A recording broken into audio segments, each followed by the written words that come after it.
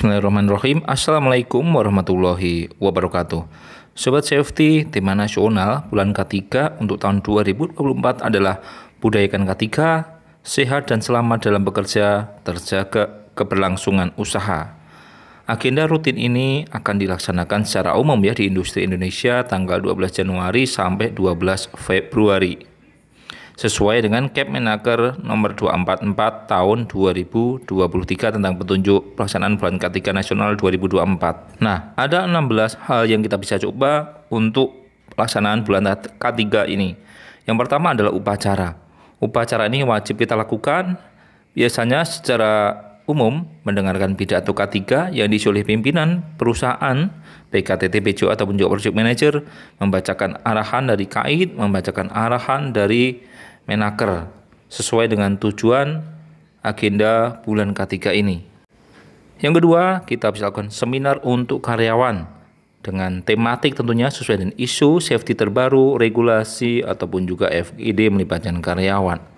Sharing best practice, kemudian BIMTEK untuk melibatkan instansi pemerintah, contohnya Minerba, Naker gitu ya. Kita bisa mengundang dengan menyelenggarakan BIMTEK investigasi kecelakaan. Kemudian seminar kesehatan dengan menghadirkan praktisi kesehatan. Contohnya adalah dengan tema pencegahan KAP3 atau kejadian akibat penyakit tenaga kerja. Nah, tentunya seminar kita bisa juga adakan untuk keluarga karyawan seperti edukasi makanan sehat, olahraga untuk keluarga gitu ya, termasuk edukasi peran pasangan dalam menjaga kebugaran. Kita bisa libatkan manajemen, psikolog dan juga ustadz untuk pendekatan secara spiritual. Nah, yang ketiga, kita bisa lakukan kampanye keselamatan berkendara dengan subjek karyawan, baik itu driver, operator, alat berat, ya. Kemudian pengawas, manajemen, termasuk keluarga karyawan di sekitar kita, termasuk masyarakat sekitar tambang. Event kita bisa lakukan dengan melibatkan trainer defensive driving, kepolisian, ataupun juga trainer alat berat supaya bisa bekerja dengan aman. Kita berikan hadiah yang menarik seperti helm, termasuk juga APAR. Nah, yang keempat adalah lomba emergency response atau secara umum dikenal dengan rescue challenge. Contoh yang kita bisa lombakan dalam hal ini adalah high angle rescue, motor vehicle accident, confined space fire, ataupun juga mud rescue. Tujuannya adalah untuk meningkatkan pemahaman, pengetahuan, penanganan keadaan darurat termasuk uji ketangkasan petugas emergency response di setiap departemen ataupun juga kontraktor. Lomba ini menjadi gengsi tersendiri untuk peningkatan kinerja dan juga emergency response antar kontraktor. Nah, yang kelima, kita bisa lakukan pembuatan lomba kampanye di tempat kerja dengan tujuan untuk meningkatkan kualitas edukasi ketika melalui kampanye, bisa dengan lomba poster, video, motivasi, lomba pidato, ataupun juga paper. Tema bervariasi dari fatigue, SOP di tempat kerja, isu safety terbaru, ataupun juga keselamatan di luar kerja. Kita bisa melibatkan karyawan, kontraktor, ataupun juga masyarakat umum supaya mendapatkan antusiasme yang bagus dalam lomba ini. Adalah kampanye hidup sehat. Tujuannya adalah sekali lagi adalah meningkatkan pola hidup sehat. Kita bisa lakukan kampanye pola makan sehat, pola tidur, dan juga kita bisa libatkan dokter perusahaan, para medis ya, dengan media IG, YouTube, membuat buletin kesehatan yang kita bagikan kepada karyawan dan juga keluarganya. Nah, yang keenam, kita bisa lakukan agenda lomba cerdas cermat. Ini adalah juga gengsi tersendiri untuk melatih pengetahuan tentang emergency response, kesehatan, keselamatan lalu lintas, lingkungan, regulasi safety, isu safety, peringatan hari K3 termasuk implementasi prosedur bekerja di area kerja kita.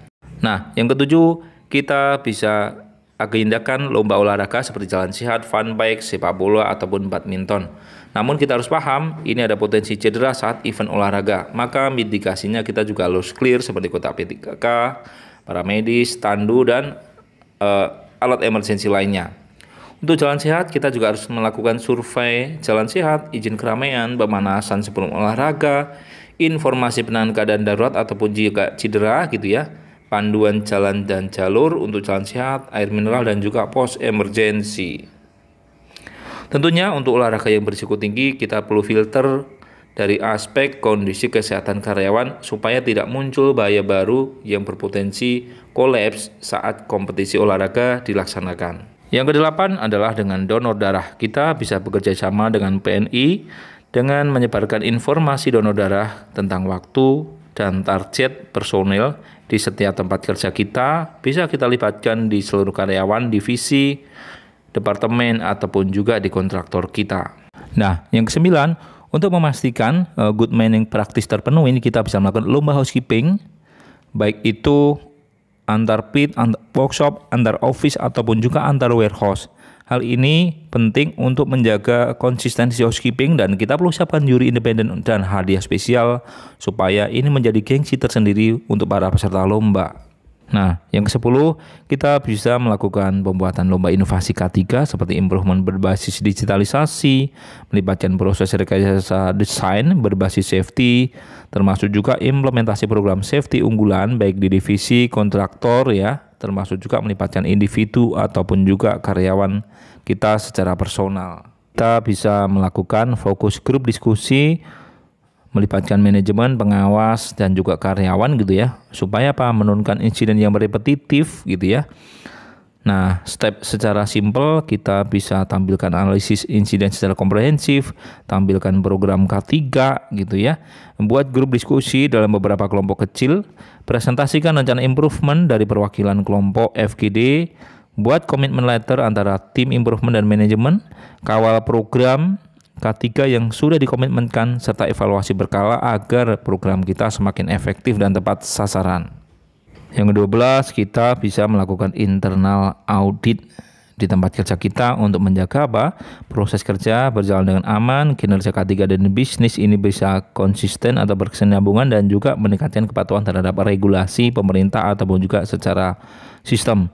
Event ini kita bisa lakukan audit pencegahan kecelakaan fatal, audit cedera jari, termasuk sistem manajemen keselamatan kerja yang dipakai oleh organisasi atau tempat kerja kita. Nah, yang ke-13, kita bisa menggunakan event ini dengan membuat klinik konsultasi K3. Siapkan ruang khusus gitu ya. Buka kliniknya untuk event mingguan misalkan. Buatlah jadwal konsultasi dan komunikasi dengan siapkan praktisi baik itu safety, technical, ataupun juga praktisi kesehatan. Jangan lupa menginformasikan kepada karyawan dan juga kontraktor supaya ajang ini menjadi ajang sharing knowledge dan konsultasi untuk peningkatan kinerja K3 secara berkelanjutan. Yang ke-14, kita bisa membentuk komite khusus ya investigasi kecelakaan dengan tujuan menjaga komitmen manajemen untuk mengawasi jalannya investigasi agar sesuai dengan pakemnya dan juga rekomendasi kecelakaan ini sesuai dengan case-nya. Memastikan pasangan investigasi ini dan memantau investigasi baik itu kecelakaan kerja ataupun kecelakaan tambang, sehingga diharapkan ini bisa mencegah kecelakaan berulang serta memberikan masukan kepada manajemen untuk peningkatan kinerja K3 secara berkelanjutan. Yang ke-15, kita bisa melakukan pelatihan K3 secara spesifik untuk meningkatkan concern terhadap isu safety, baik itu aspek kepengawasan, temuan kritikal dari proses audit, atau keperluan operasional untuk keselamatan pelaksanaan pekerjaan high risk. Beberapa contoh diantaranya refreshment POP, pelatihan in-house investigasi tingkat lanjut, kerja ketinggian, in-house risk assessment, pelatihan internal teknik melaksanakan audit K3, dan juga pelatihan in-house terkait dengan tata cara membuat SOP atau prosedur kerja.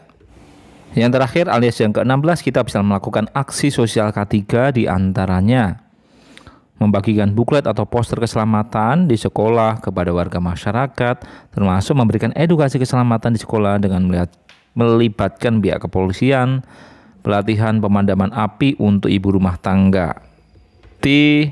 Jangan lupa subscribe, like, and share, dan semoga tips ini bermanfaat dan salam inspirasi safety. Demikian disampaikan, akhirul kalam. Wassalamualaikum warahmatullahi wabarakatuh.